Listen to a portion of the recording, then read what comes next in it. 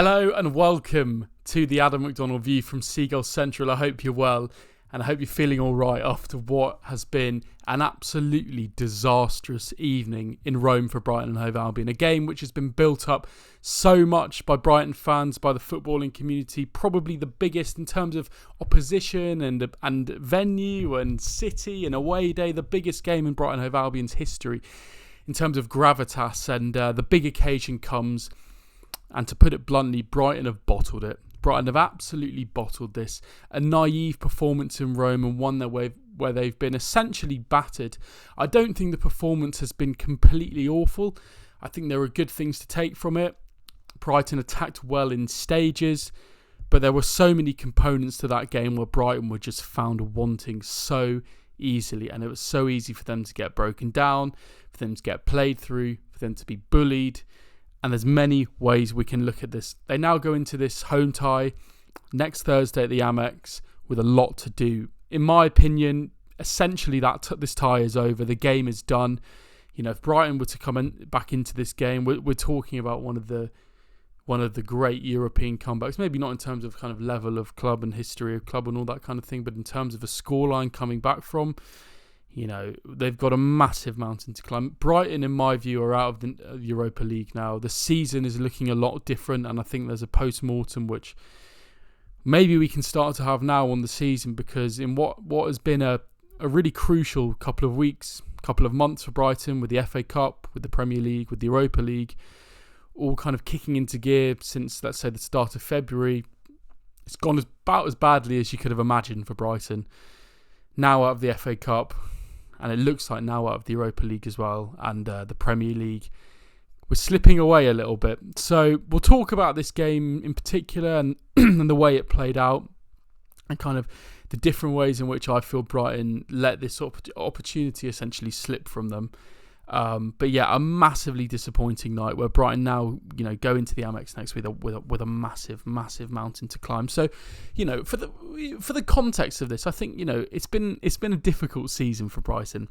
You know, we've had our fair share of injuries, and particularly in recent months and recent weeks, you know, that hasn't let up at all really. You know, Matoma out for the season. You know, you get players like Fatty back, but then you lose players like Veltman, you lose Hinshelwood, you get players like Encisa back, you lose Milner, you know, you lose Matoma till the end of the season. You know, it's been a difficult period, and that has been something that when you hear Roberto De Zerbi talk in the press, that's been something he's cited a lot in recent weeks. You know, we're struggling, we're playing through injuries, we're playing a different way.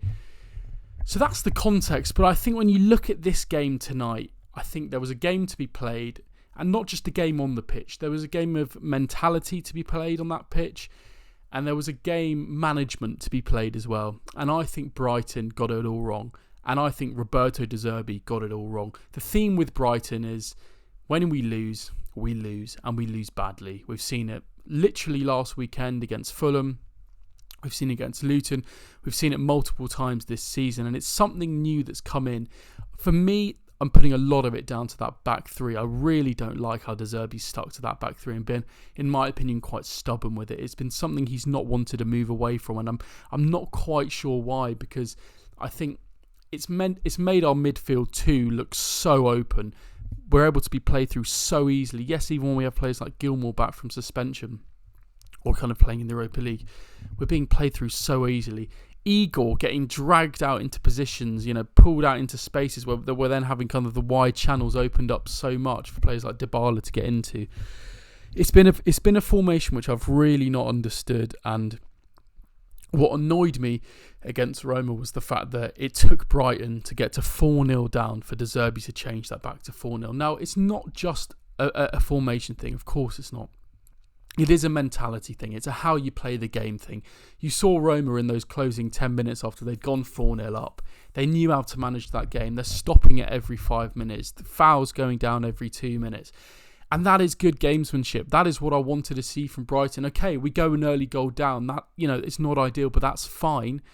You almost look at that game and you go, is 1-0 a bad result to leave the Stadio Olimpico with?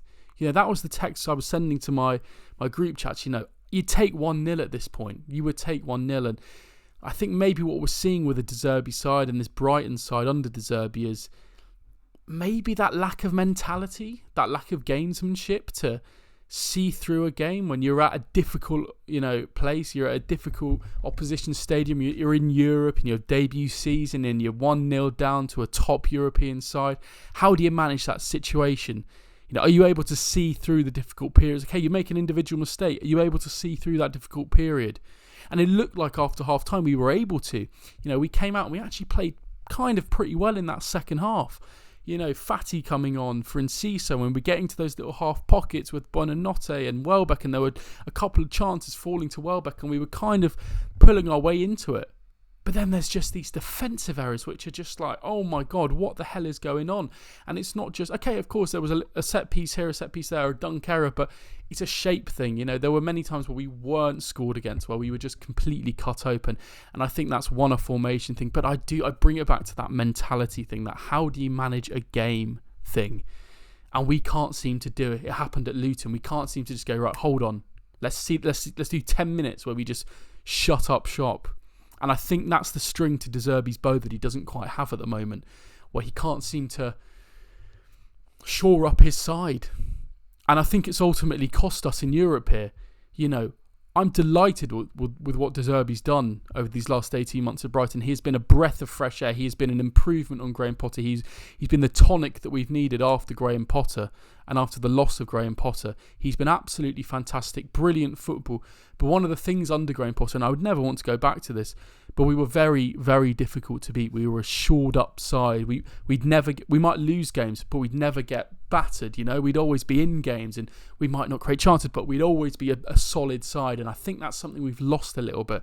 And okay, you take that, you think, okay, Brighton might score a lot of goals and they might concede a lot of goals, but it's, might only lose by 1 or 2. Recently we're losing by 4, we're losing by 3, we're losing by 4. We're losing by 4 again tonight. It's becoming a running theme. And is that De Zerbi managing his side in a less than ideal way? Is that De Zerbi not being able to kind of look at that occasion and go, right, we're at a massive venue here, we're in a massive game, it's a 2-legged affair. What is it? 2 lots of 90 minutes to play, 180 minutes to play. Like, there's a lot of football there. And I think the fact we've let this slip away after just the first half is so disappointing. So, we'll go through the game. We can talk through the individual moments, and we'll go through the goals, and we'll go through the big chances and the saves and the way that the game moves in terms of the kind of dynamic of the game. Starting off, obviously, within the first 5-10 minutes, Brighton was struggling to get a foot on the ball. They were struggling to get a decent string of possession together. Roma were having a lot of the ball, and every time Brighton were winning the ball back, Roma were quite easily, obviously, winning it back, which is, I guess, understandable. It's a home team. You're in Europe, and you realise it's difficult. You can't play that Brighton. If we'd been able to turn up into the Stadio Olimpico, the patch there, and knock the ball about so freely, I think that would have been unbelievable. So it's to be expected. And Steele was forced into a really good save, I think, literally about 3 minutes in, which was really impressive. And I think Steele is definitely one of the highlights, if there are that many, of the result in Roma. He made that really big save after 3 minutes as well. He then made another one in the first half as well. I've written it all down. Another one, from a Lukaku header after 48 minutes. There were a few occasions where Steele really came up trumps, and if it weren't for him, I think we could be looking at a 5 or a 6-0 defeat here. I think there's been a lot of talk around Steele in recent weeks, and yes, he was poor against Fulham. I think we've seen, many games where he has been poor for Brighton. In fact, did he actually play against Fulham? I'm not sure, but he's been. It was a recent game where he was really poor, and but he's come back, and I think fair play to him. He really put in a shift against Roma, and I think we saw the best of him.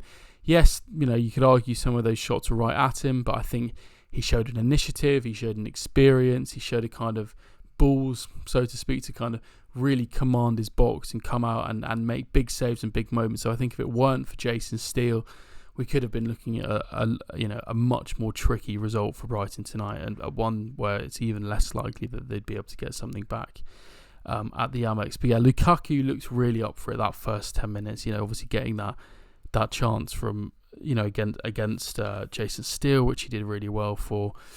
And we kind of struggled to work our way into the game a little bit. Adingra was kind of one of the main bright sparks on the whole night. I think you look back at the first 5-10 minutes, you could see that was the kind of outlet that Brighton were able to really kind of get the most joy from. Players like Buonanotte and Enciso in that first half. I mean, Enciso couldn't even control the ball and keep the ball at his feet without getting knocked off it so easily. I think it's back to that experience, that gamesmanship. I think Roma perhaps kind of knew that they could get into Brighton quite easily, and if they made that clear quite early on, they'd be able to bully players like Buonanotte and Enciso. But we saw an outlet in Adingra who essentially, I don't know if this was a tactic, but we found most of our joy knocking the ball out wide to Adingra and him taking on a man, going in and out and getting a good ball into the box. And we saw that, Welbeck getting a couple of good opportunities from Adingra, basically taking it down the line, jinxing his man in and out, a bit like Matoma sometimes does, and then knocking it in with his left foot. It's interesting to see Adingra starting to play on the left a bit more. Obviously, that's his preferred side. That's the position he's played for the Ivory Coast, obviously in the Africa Cup of Nations as well. But we've had to play him out on the right wing with the kind of quality that we've been getting from Matoma. I think going into the rest of the season, seeing Adingra on that left-hand side, is going to be a very interesting thing to see. But, within 15 minutes, essentially, Brighton are 1-0 down, and it's that ball, it's that Dybala goal where it's played right through the middle of the pitch. Dybala, in my opinion, is offside, makes the run and takes it round Steele. Such a simple, such an easy goal, way too easy goal. And I think for me that comes back to, yes, there's all the things like the gamesmanship, the mentality, but I think you're conceding an early goal. That one is all down to the system, I think, and the way that Roma had that confidence and that bullishness of playing through us. Our midfield was so open. You look back to that. If you look back at the clip of that, our midfield is so open. We've got Gross and Gilmore playing in the midfield too. There's so much space around them, and a simple ball is played all the way through, and it's unlucky Dunk wasn't able to get a touch on it. But like that, there's a ball that's literally going all the way through our side, and it's taken through, and he goes around the keeper, and it's that's what it is. But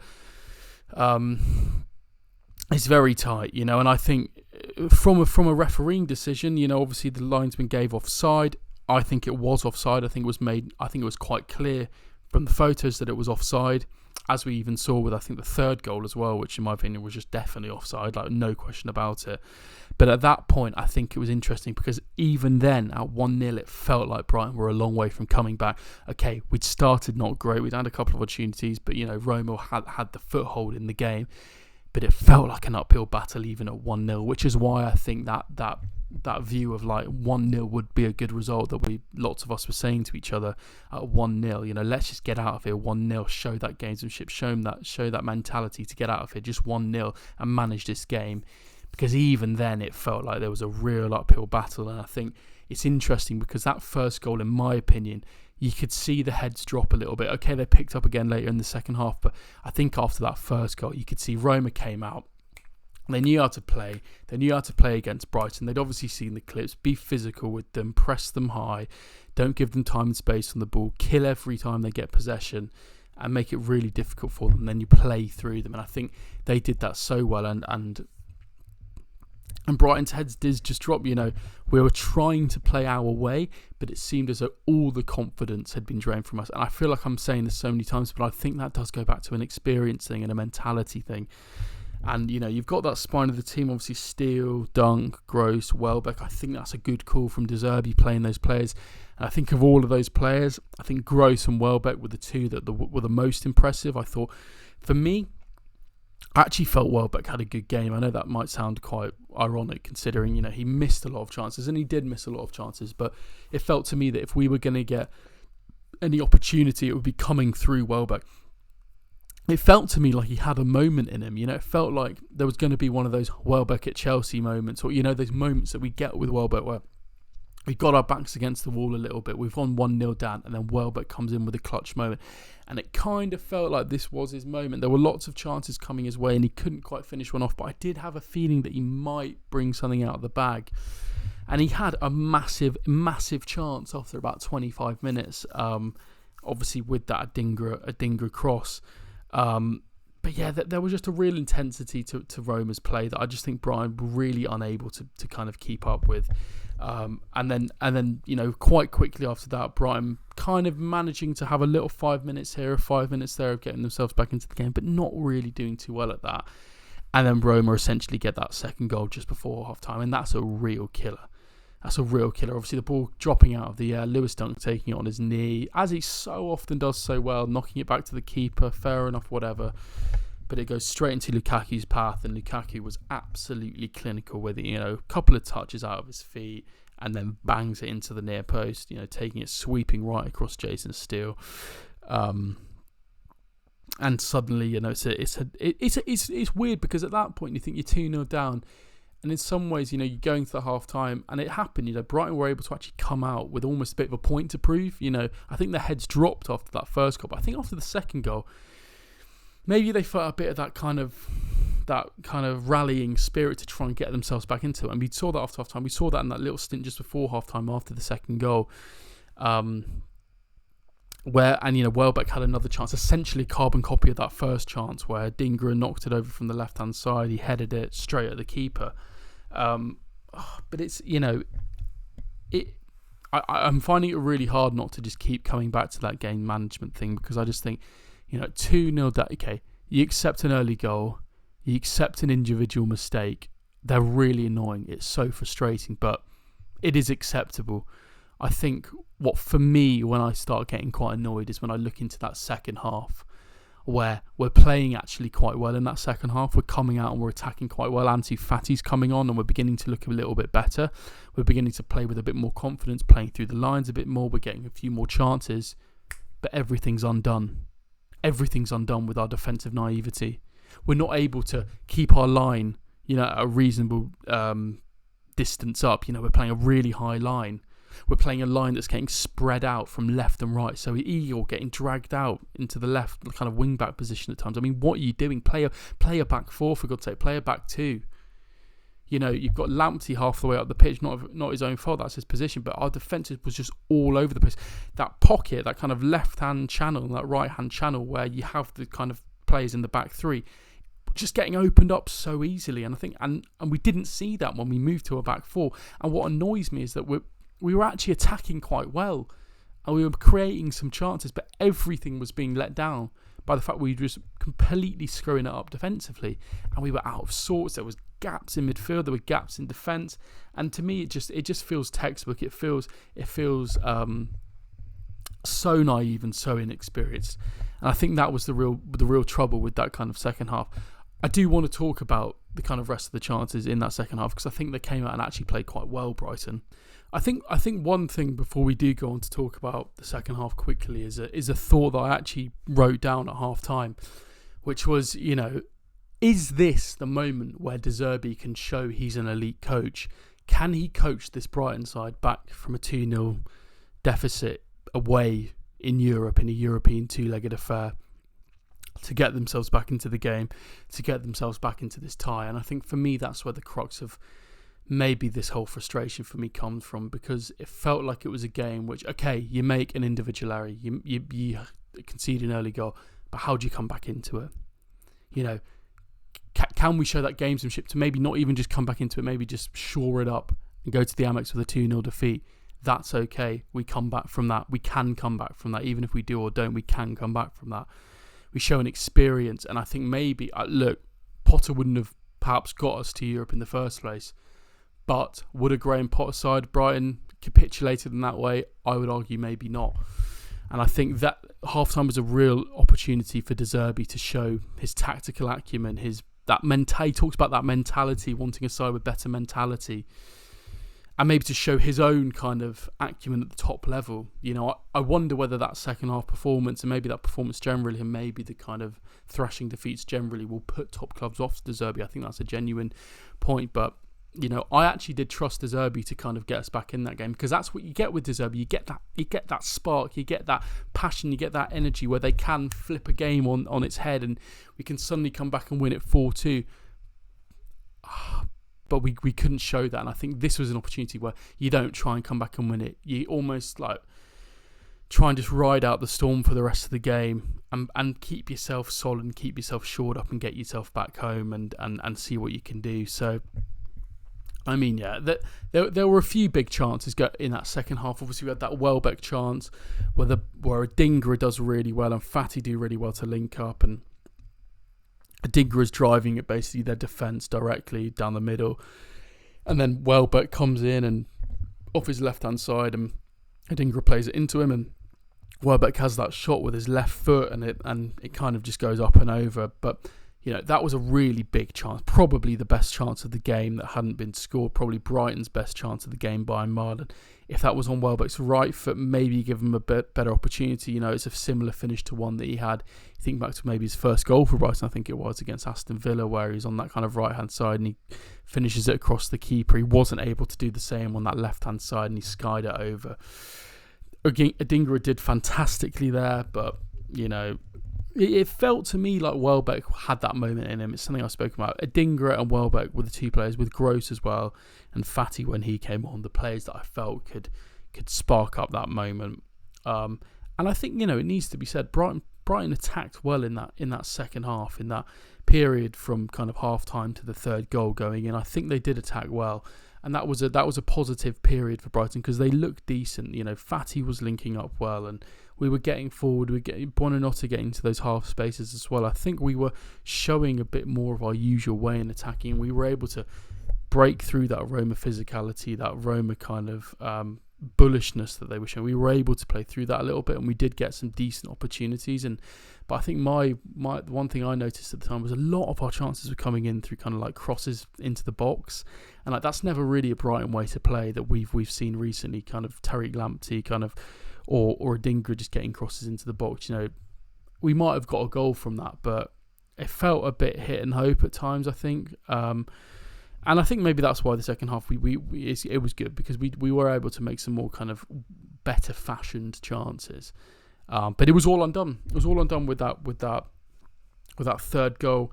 Firstly, I need to just say, how on earth was that not offside? That was certainly offside. You look back at that clip, it was absolutely, without a doubt, offside. Without a doubt, it was offside. The player's shoulder and the player's chest is literally beyond our last defender. There's the first one, the Dybala one, where the flag gets raised and you think, why? Surely you stick with the on-field decision in that point, don't you? That was a bit hairy. I thought that was offside as well. This one, there's no doubt about it.